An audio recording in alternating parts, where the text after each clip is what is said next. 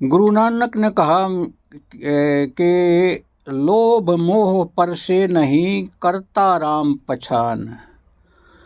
तो जब हम परमात्मा को कर्ता की तरह रियलाइज कर लेते हैं, अपने हृदयों से, हृदय से, बहुत गहरी समझ से जब हमको ऐसा एहसास होता है कि मैं कर्ता नहीं हूँ, ये जो लय रूप है ये कर्ता नहीं है, कर्ता का जो बहुत गहरे से किसी कॉस्मिक शक्तियों से आता है, तो अपने ऊपर ये जो कर्ता होने का जो बोझ जब आप अपनी खोपड़ी से उतार कर फेंकते हैं तो आप निर्भर हो जाते हैं।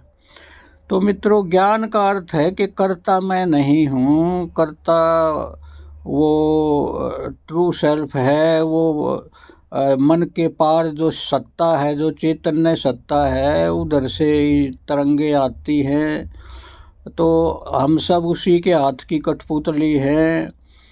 तो ऐसा भीतर से जब आपका भाव गहराता है, तब हम ये जो हमारे सिर पर कर्मों का जो बोझ है वो स्वतः विलीन हो जाता है, हम निर्भर हो जाते हैं।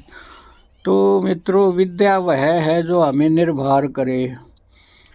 तो ये जो शब्दों से हम जो ज्ञान योग है कि विचारों से हम किसी ऋषि मुनियों के, वेद के, उपनिषद के विचार हम करते हैं, तो विचारों से विचार कट भी जाते हैं। जैसे एक कांटा है, कोई कांटा आपके पैर में गड़ा है, वो एक दूसरे कांटे से निकल गया, तो हम वो दोनों कांटे फेंक देते हैं। लेकिन ज्ञान के मार्ग पर ये जो ज्ञान का कांटा है, जो अज्ञान को कांटों को निकालता है, तो हम उसको नहीं छोड़ते। तो ये जो ज्ञानी होने का भी जो भ्रम है ये सिर पर रहता है, तो ये भी एक बाधा बन जाता है। तो सुकरात जैसे आदमी ज्ञानी होने का भ्रम भी नहीं पालते। वो सुकरात तो कहते हैं कि मैं तो परम अज्ञानी हूँ, मैं कुछ नहीं जानता।